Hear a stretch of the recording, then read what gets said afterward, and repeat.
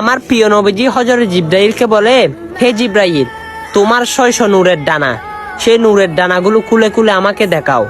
তখন জিবরাইল আমিন বলে, ইয়া রাসূলুল্লাহ, আমার নূরের ডানাগুলো খুলে খুলে আপনাকে দেখাবো, আপনি তাহলে তো সিদরাতুল মুনতাহায় যেতে হবে।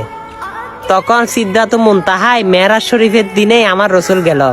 তখন জিবরাইলকে বলে, হে জিবরিল, আজকে তো আমি সিদরাতুল মুনতাহায় আসছি, তোমার টানাগুলো এখন খুলে খুলে দেখাও। তখন একটা দুইটা করে করে 600টি নূরের ডানা খুলতে লাগলো এবং আমার রসুলকে দেখাইতে লাগলো। কত বিরাট বিরাট আসমান সমান তার পাকগুলো এবং তার ডানাগুলো। তখন জিবরিল আমিন সিদরাতুল মুনতাহায় গিয়ে বলে, ইয়া রাসূলুল্লাহ, আপনি বলে একজন শ্রেষ্ঠ নবী, সর্বশেষ নবী, আপনি বলে নূরে মুজাসসাম, এবং আপনার নূরের নূরগুলো আমাকে একবার দেখাও। তখন আমার রসুল বলে, হে জিবরাইল, তোমার ডানা আমি দুনিয়াতে চাইছিলাম, তুমি বলছো সিদরাতুল মুনতাহায় পর্যন্ত আসতে, আমি সিদরাতুল মুনতাহায় এসেছি। তুমি যদি আমার নূরের নূর দেখতে চাও তাহলে তোমাকে আল্লাহর আরশ মুআল্লায় যেতে হবে। সুবহানাল্লাহ। তাহলে কি বুঝলেন?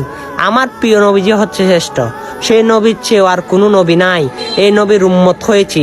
মুসা নবী পর্যন্ত কান্না করেছে, মুসা নবী পর্যন্ত বাহানা ধরেছে আমার রসুলের উম্মত হওয়ার জন্য।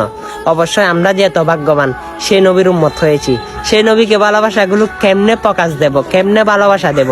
অবশ্যই সেই নবীর সম্মানগুলো মানুষের কাছে উন্মোচন করব, মানুষের কাছে তুলে ধরবো। অবশ্যই ভালো লেগে থাকলে ভিডিওটা শেয়ার করে দিবেন। আমিন।